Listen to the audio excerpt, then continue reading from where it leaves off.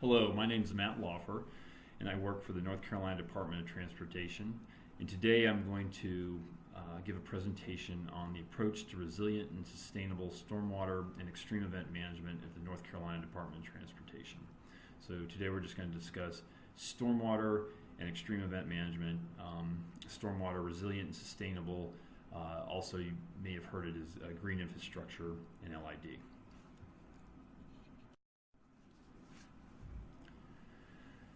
So for an agenda today, we're going to talk about, just give some background facts about North Carolina, set the context for what we're going to talk about. We'll talk about resilient and sustainable SMART principles.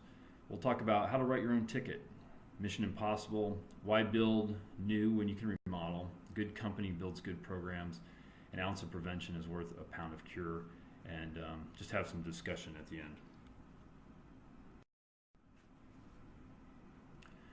So some statistics on North Carolina. Area is about 48,000 square miles. Climate, average temperature is about 60 degrees Fahrenheit. Average rainfall, we get about 42 inches in the Piedmont, and that is more in the mountains, and about the same or a little bit more in the coastal plain as well. Coastline miles, including the estuaries, is about 12,300 miles. Population in 2017 is about 10 million. Expected to go to about 12 million in 2030. So significant growth in the state and infrastructure demands related to that. Our GDP is about $400 billion, and our transportation budget currently is about $4.7 billion. 2.2 is construction, about 1.3 is design, and the rest of it, remainder to multimodal functions. So background for our stormwater program, to set the context. We've got about 80,000 miles of state-maintained roads in North Carolina, 10,000 waterway bridges, 200 facilities, industrial facilities to maintain those roads. And all these are covered under one NPDES permit, which stands for National Pollutant Discharge Elimination System Permit, issued by the Environmental Protection Agency of the United States, and is overseen by the state of North Carolina's Department of Environmental Quality. To comply with this permit, the Department of Transportation has established a highway stormwater program. There are about 13 programs associated with this permit to meet the requirements of that permit. We have an illicit discharge elimination program, an inventory program, a toolbox or design manual, an inspection and maintenance program to maintain those devices, stormwater control devices that we build. Retrofit program, we'll talk a lot about that today. The retrofit program is a testing program for stormwater control measures for implementation in the future. We have a post-construction stormwater program, which manages its stormwater runoff post-construction of a project. So those are the measures that are treating stormwater continuously after a project's been built. Vegetative management program, encroachment program for those entities that are encroaching upon our DOT right-of-way. Construction program, which is another large part of our NPDES permit. We also have industrial activities, education, and another topic we're going to talk a lot about today is the research program. And finally, we have a TMDL program, which is total maximum daily load for a watershed. So it's basically a pollutant diet for a watershed. So if there is an impaired water body, we would have potentially a TMDL program to address those impairments from a roadway perspective. So now we're going to talk about some resilient and sustainable SMART as a function of why principles that we've developed and seen important during our NPDES program. First of all, we need management support, funding, coordination, and without it, resources can get tight. So it's very important to have management support. You also need to make sure you have a mission strategy. You need to market your program. So establishing branding is a very important part of a successful stormwater management program, or any program that you're trying to implement that is inducing change on the system. Partnership. We'll talk a lot about partnership today. Not only partnership internally, but externally with resource agencies or regulators, but those partnerships are extremely important. Also talk about risk management as a principle.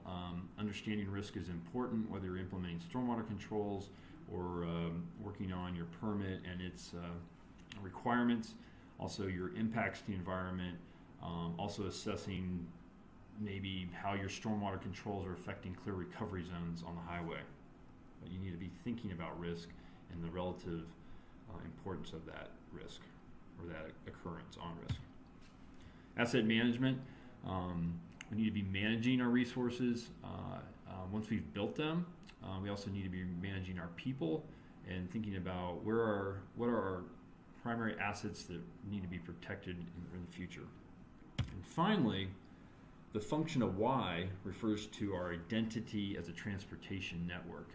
These are different than your traditional urban development. So we need transportation systems fall into a different category as far as management of stormwater. So how to write your own ticket. What I'd like to talk about here is practices that allow the North Carolina Department of Highway Stormwater Program to collaborate during permit writing, participate and guide resource agency rulemaking for transportation activities, and reduce risk and avoid audits. So really what this topic here is to understand taking ownership of your program and coordinating with others. So to talk about those principles again, the management support, the mission strategy, the partnerships, risk management, and identity.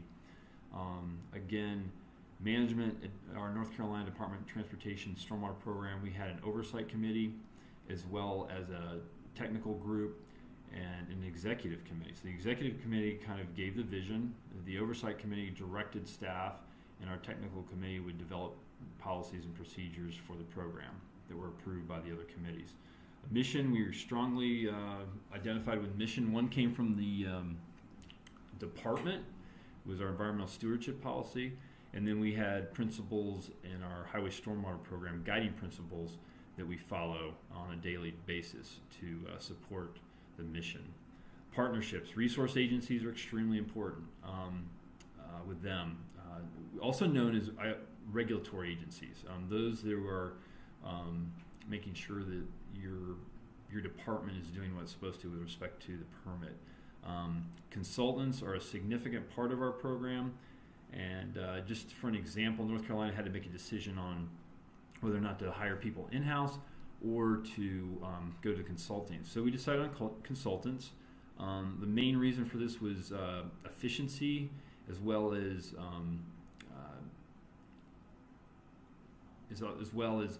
bringing talent for a short period of time and then moving on to the next subject. So as stormwater programs are, there's a lot of diversity that's needed to make a successful program. So we had about 7 full-time equivalents working in North Carolina Department of Transportation for the stormwater program, and we had about 12 full-time equivalents on the consulting industry helping us to deliver the program. In addition, nonprofits are really important for partnership. For example, North Carolina Department of Transportation partnered with the North Carolina Coastal Federation on projects to enhance coastal environments and minimize pollutants to those. Again, risk management, extremely important, and I'm going to talk about identity again here. When we speak about identity in the DOTs, DOTs are linear systems, and it's important to think about the drainage area size, the distribution, the availability of land, elevated surfaces, maintenance, public versus private, and our minimization and avoidance. From a drainage perspective, we've got continuous drainage along a really slim piece of land that crosses multiple watersheds as it goes across the landscape. So that's a lot different than managing a box development where you may be affecting or impacting 1 or 2 primary tributaries. We hit multiple watersheds as a transportation network. Availability of land for implementing controls is tight. We need to think about how to do those in a linear system. Maybe off-site is an option. So we need to think about that. Elevated surfaces, we have a lot of those, and draining those can be complicated. So they just add another constraint to the process. Maintenance, doing maintenance on any highway or roadway system presents a risk to the motoring public. So we need to think carefully about how we do maintenance and putting the needed safeguards in for traffic management. Public versus private. A roadway's primary public. It serves a function serving the public. So the same requirements on a public facility that has greater good may be different than, say, a developer. And finally, minimization and avoidance. When we build roads, we go through a selection process of the proper corridor, minimizing impacts to streams, wetlands, that type of thing. So we have versatility in how we select our corridors. So therefore, we're already putting environmental safeguards into projects from the very beginning. So topic 2 is Mission Impossible. Today I'd just like to talk about this as taking advantage of difficult situations that may be presented by regulators or requirements that come legislatively on a department, your stormwater program, that you might not see coming. But how do you take those and turn those into positive benefit? So in this situation, we had a project where we were required to put stormwater controls on all bridges. Now I mentioned we had 10,000 bridges in North Carolina DOT. That task alone would have been significant. So we negotiated with our legislature and were able to get that reduced to a study to look at the impacts of stormwater runoff on bridges, and only implementing 50 controls as a pilot study on our system. Now the challenge here was a 2-year project, so this was a significant challenge. And again, we were looking at the impacts of bridge deck runoff on surface water quality. Was it a problem or not? So to accomplish this in a short amount of time, 2 years, to establish the monitoring, collect data, get the analysis done, build the stormwater controls, and do the testing on it, and determine the impacts of that runoff on the receiving waters, as well as mitigation measures. We put a team together. So that team was composed of both state and federal agencies, as well as our regulatory agencies and consultants. We leaned heavily on consultants within their certain disciplines, and we also used a lot of guidance that had been done on other research to move the program forward efficiently and effectively. The goal here was targeting effective measures to mitigate for bridge stormwater runoff. We looked at many parameters, specifically biological, sediment, and water. So it wasn't just a water analysis or characterization, but it was both sediment and biological. We looked at balanced impact assessment in those 3 parameters to target our measures that would reduce our impact to the receiving waters and habitats. We had a significant measurement and collection plan. We looked at bed sediment, bridge sediment. We did time variable bioassays. In fact, the bioassays, we partnered with our regulatory agency, DEQ, to develop a specific stormwater bioassay that mimicked stormwater events. We looked at biosurveys. We did bridge runoff, water quality and quantity, and we did in-stream water chemistry and low flow, as well as storm event. This water quality monitoring resulted in 192 bridge deck runoff samples, 42 in-stream base flow samples, 32 in-stream storm samples, and we also did QA/QC on those. The important factor here is to realize is it was a significant amount of data that was collected for pushing the science forward in stormwater research. We collected 120 analytes that came from several different categories of pollutants, and found that we had about 21 pollutants of concern out of these 120 analytes from that research project. In addition, we did a lot of pilot studies that I mentioned. We had 50 sites that documented across North Carolina. We had 20 different types of stormwater control measures. And we also identified new stormwater control practices that included new BMPs for bridges Environmental site design, we're using the floodplain overbanks for stormwater treatment, off-site stormwater mitigation to mitigate for bridges that have already been built. And we also looked at bridge sweeping to minimize total suspended solids and other metals and things that can get in the water from bridge decks and get directly transported to the water body. In addition, we did life cycle cost analysis as well. So key outcomes from this. One was a weight of evidence evaluation that indicated that bridge deck runoff generally has minimal effect on receiving waters. So using our current stormwater control measures, our practices are protective of surface waters, basically. As I mentioned before, we found 21 pollutants that were identified as pollutants of concern to focus our stormwater control measures on in the future. Again, we had significant characterization of data was collected for future use, and then we'll talk about that briefly in the presentation. And additionally, key outcomes were the partnerships and relationships that were built between the regulatory agencies and the DOT, as well as other governmental agencies that participated in the projects. So why build when you can remodel? I'd like to talk a little bit about our retrofit program. So this program basically retrofits or remodels, provides stormwater treatment for existing impervious surfaces that are on our infrastructure that we manage. So the permit, we actually have a permit that requires us to build these retrofits. We have to build 70 in a 5-year period. These retrofits support the research program. They help us to improve the triple bottom line and ecosystem services. They provide design and construction guidance. They support maintenance projects.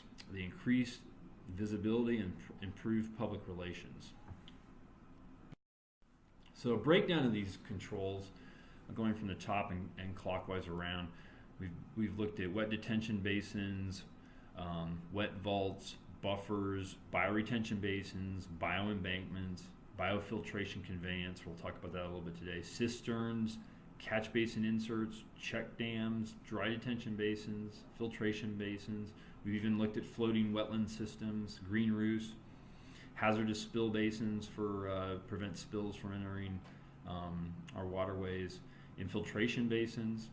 They're different than filtration basins, infiltration chambers, level spreaders.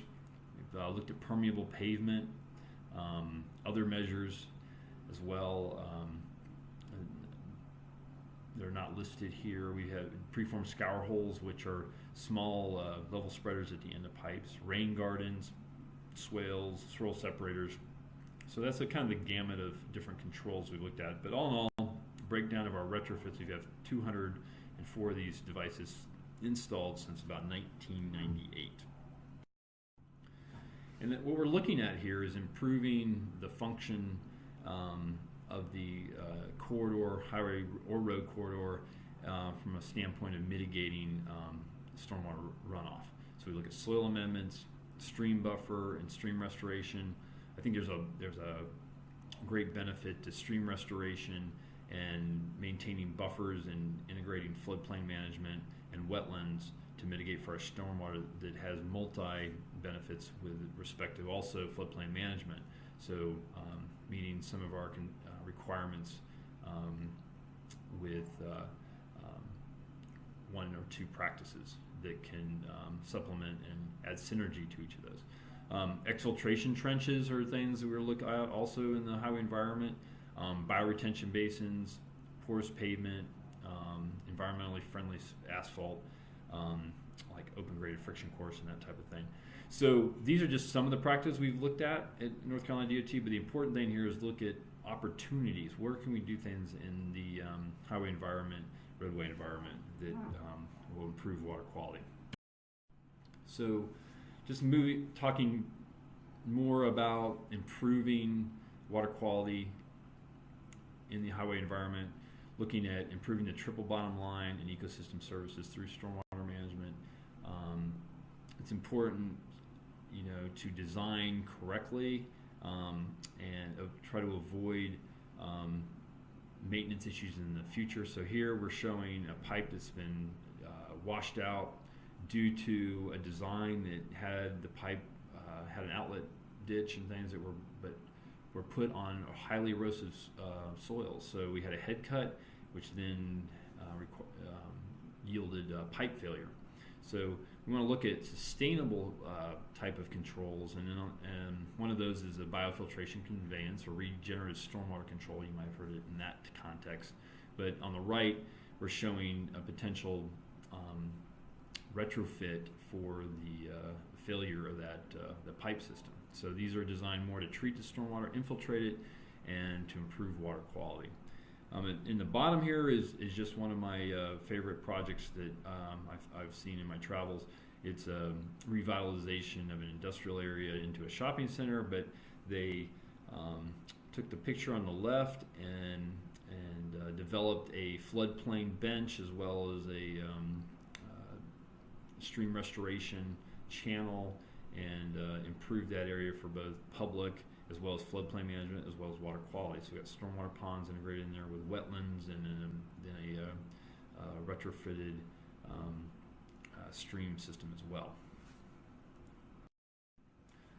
And all of this is to help us think about opportunities. So opportunities are important, and taking those little success stories. So here's a street in North Carolina, Walnut Street, and on the left it shows a 5-lane facility, middle turn lane there, all concrete. And then we went and revitalized that street. We did implement some LID principles here with the vegetation and the trees and the mulched area, but we missed a great one. We could have used this island for more stormwater treatment, maybe volume control, by inverting that island and allowing water to flow into it, and then achieving something here. So think about those opportunities as you're redeveloping or improving roadway systems.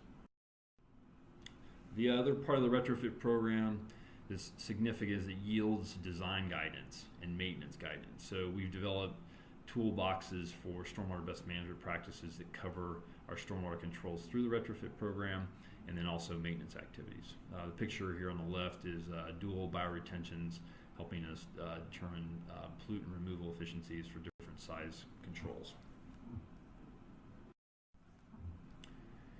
And we implement these controls in different types of roadway typicals. Here's basically a subdivision road, and what we're showing here is the implementation of a biofiltration trench, which is effective for lower speed roadways, and it fits well within the typical section.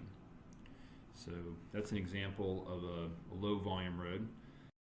As we get into parkways, we need to look at how that we incorporate controls in these environments, a little higher speeds. So we've got higher speeds, and in this instance, we've got a stream crossing on the left, and then we've got paired stormwater wetland systems on either side of the roadway. Now notice where the right-of-way line is. It's that little circle that has an R on the top and a W on the bottom.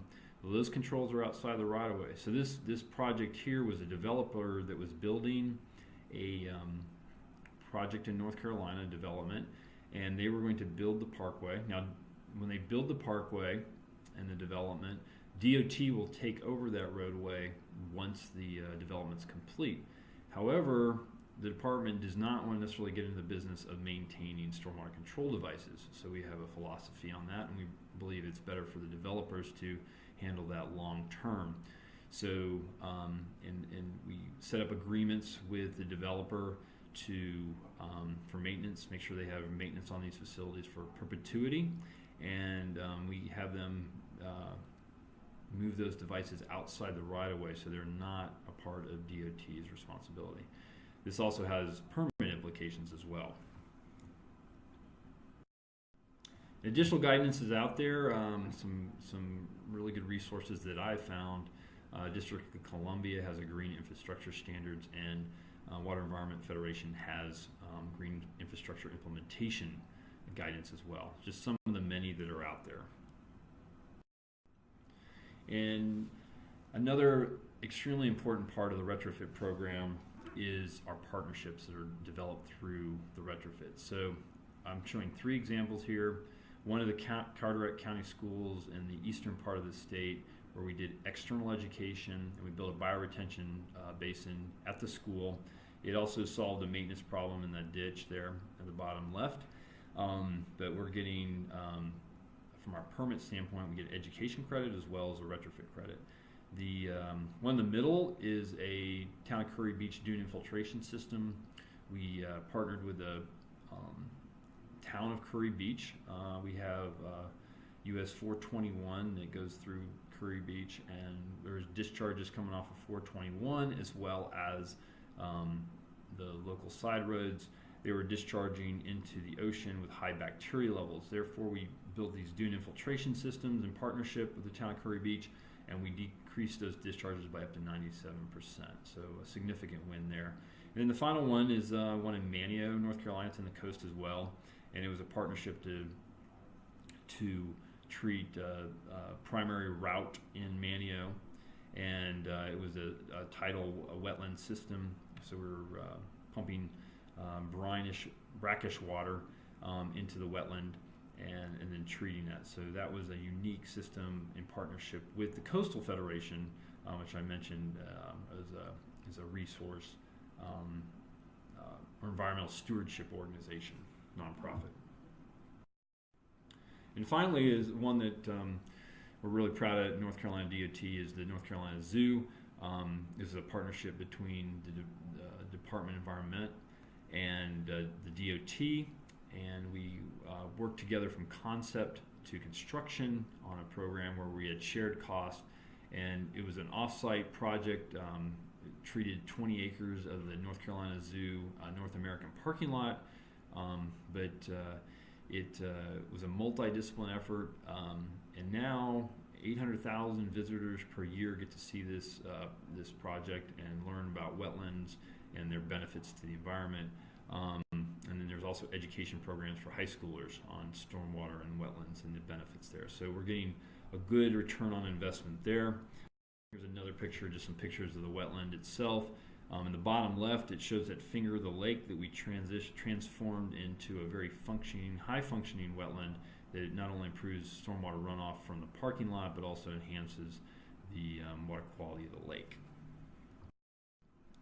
So my topic 4, good company builds good programs, is a focus on DOT's research. A part of any good stormwater program, I believe, is a good research program to help answer questions and help make sure that we're managing risk well and moving the science forward. So research programs build credibility with resources agencies, or also known as regulatory agencies. They provide basis for regulatory requirements. They guide decision making. They help us update our guidance manuals. They form strong partnerships with universities and other government agencies. They yield unexpected returns. DOT itself has implemented 60 plus research projects since 1999. So just how much research have we done? We've got 71 sites that have been monitored across North Carolina. We've looked at 2,751 storm events, approximately 34,000 event mean concentrations that we've collected, over 162 different analytes. So a significant amount of data there for future use in guiding the program. Topics include swales, bioswales, check dams. These are some of these that are mentioning in our retrofit program. Coastal infiltration systems, bioretention level spreaders, roadway filter strips, biofiltration conveyance, wash pads. We look at different types of pollutants, pollutant load characterization from nutrients, metals, bacteria, hydrocarbons, gross solids, particle size distribution. In communities that are in the northern latitudes, chlorides are a much more important part of the equation as well. In North Carolina, we are a state that gets snow, not a snow state, so not as much of an issue in North Carolina, but a big issue in some of the northern states and other countries like Canada. In addition, we look at soil improvement to promote infiltration. This is like deep tillage, pathogen reduction, how do we get rid of bacteria for our shellfish areas in the coast, and look at other types of things like spray liners and rehab technology. Also, here's some other topics: permeable friction course, dry detention basins, carbon sequestration, bridge deck runoff, borrow pits. Heavily look at erosion control and ways to minimize sediment loss during construction. And then we also look at operations support, allowing us to better respond to storm events and things like that. We also look at active post-construction research areas. So this is an example of a water quality study that's going on along one of our busy highways near Charlotte. We're looking at filter strips. We're collecting the water before and after. We have monitoring boxes there. And the thing that's really important here is safety, making sure that our researchers are protected. So safety is emphasized significantly. That traffic can be at speeds of 70 miles an hour, or heavy volumes and people not paying attention. So we need to be careful when we're working in this environment. One pollutant that's very important in North Carolina is nutrients. So they're getting a lot of attention in North Carolina, as well as areas like Chesapeake Bay and the Great Lakes. And one thing here is we look at both nitrogen and phosphorus, because I guess the phosphorus is limiting in some areas depending on your water environment. However, in North Carolina, we have both nitrogen and phosphorus limiting water, so we need to look at both of those. Historically, construction stormwater management has been how we manage nutrients, the phosphorus and things. So that has changed. While we still focus on construction, we are moving more post-construction. And today, I'm just going to give you a brief overview of two watersheds, Falls Lake in the pink, and green there is Jordan Lake. These are both nutrient-sensitive water drinking supply watersheds in North Carolina. I just want to give you a little overview of our story behind those two watersheds and our compliance. So I mentioned branding programs. So when we got into managing nutrients in North Carolina, we established a program, guided reduction of excess environmental nutrients to manage. Nutrients aren't bad, but they can be in excess. So North Carolina's program for managing nutrients is looking at those in a guided reduction framework.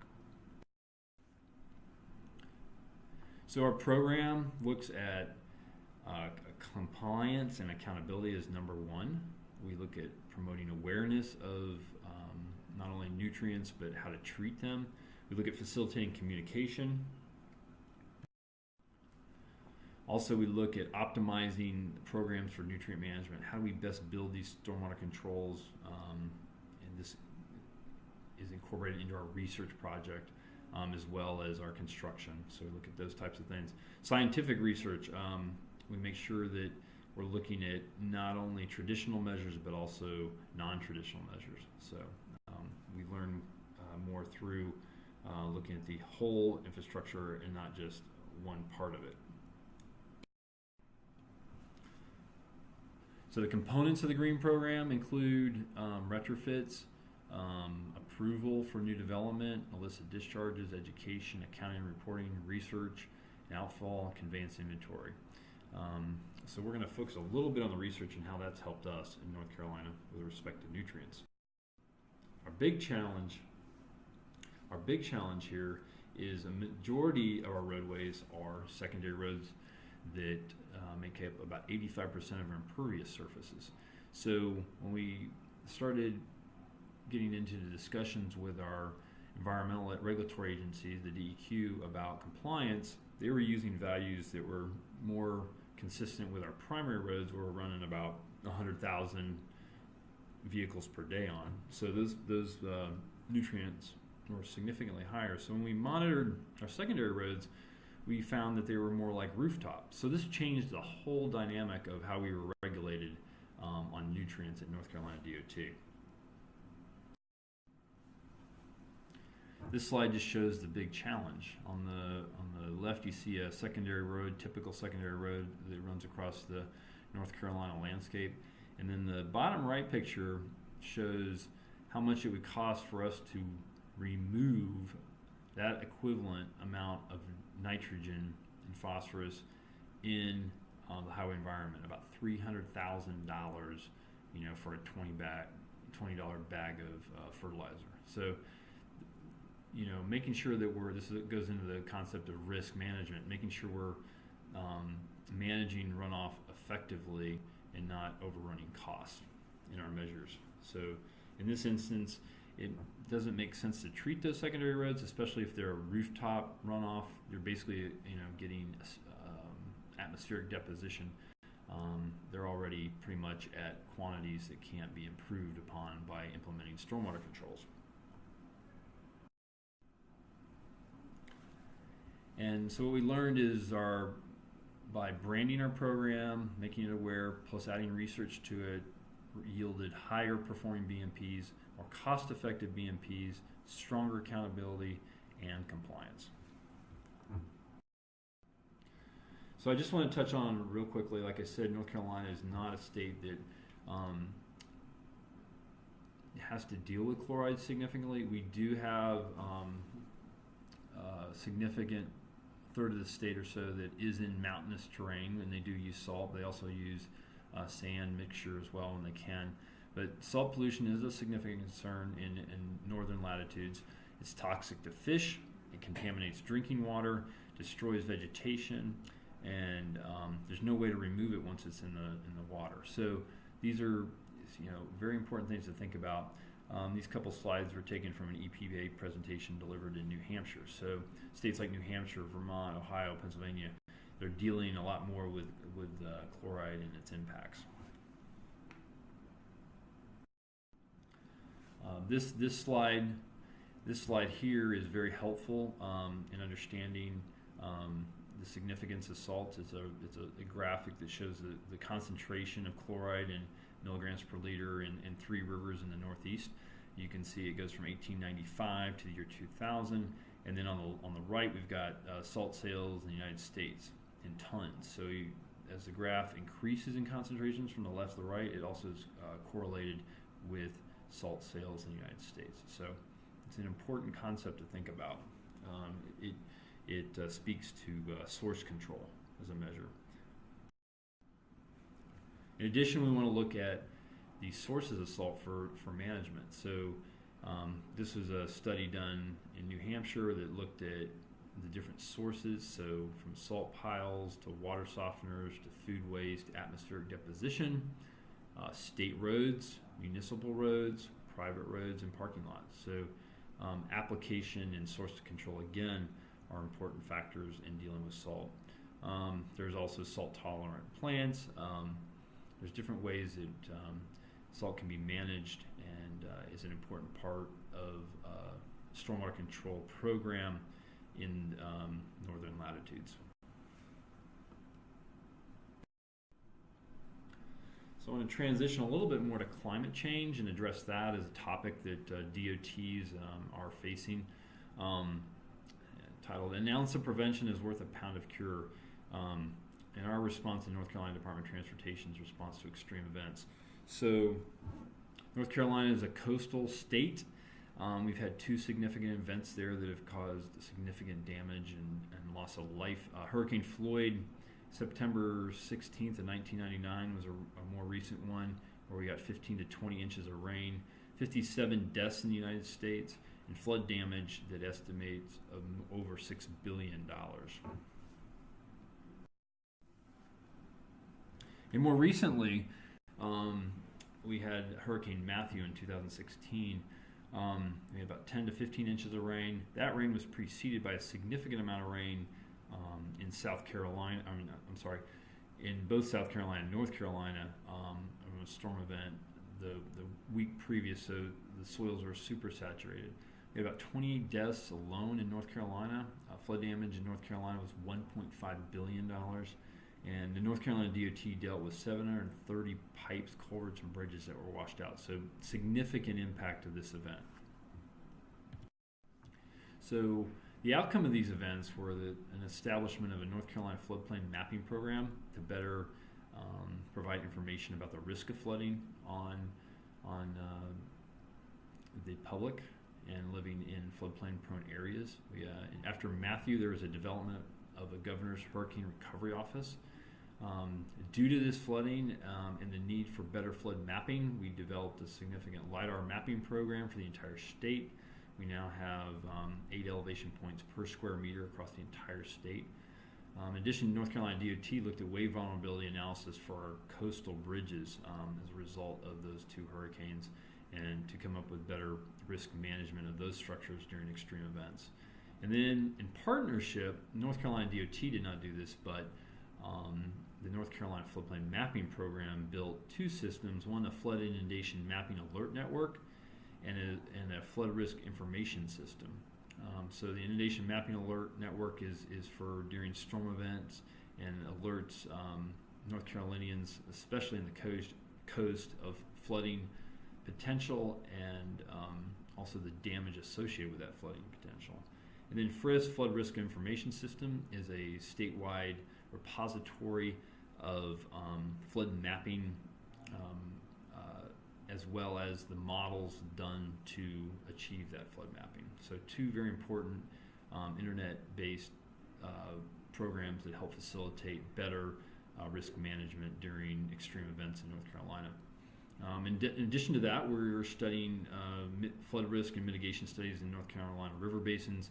When we have these large events, what's the result? What are the potential mitigation measures that we can do with the transportation infrastructure as well as the riverine system? And we're looking at that in more detail. And then finally, looking at developing flood inundation maps for the network of roadways that we have during extreme events. Can we predict better when roads are going to flood and what roads? And here's just a graphic representation of Feynman that I spoke of. And as you can see here, it's reporting stage, current flow, and also showing the inundation mapping that's occurring in that community. It's also estimating the cost of that damage. This is all done almost in real time. So for our operations center in North Carolina, our emergency management operations center, they can respond and get information to those that need it to make better decisions and respond to those damages for FEMA, for getting payment for getting those structures rehabilitated once the storm is over. Here's an overview of FRIST, just showing it's a database that provides online database that provides information about inundation for the 100-year or 1% annual chance event that occurs in North Carolina. And on this site, you can download the models. You can get reports associated with those locations, and this is available to all citizens in North Carolina. In addition to that information, there's some new climate resiliency studies coming out, climate change adaptation. Notably, HEC 17 from Federal Highways, second edition, looking at highways in the river environment, floodplains, extreme events, risk and resilience. Also, Federal Highways, Federal Lands is looking at sensitivity of drainage infrastructure to climate change. So this study is looking at IDF curves and looking at sensitivity analysis with respect to those IDF curves and infrastructure and design. And then finally we have NCHRP 1561 coordinated through AASHTO, applying climate change information to hydrologic and hydraulic design of transportation infrastructure. That's due out September of 2018. All helpful resources. So some closing thoughts in concluding today's discussion.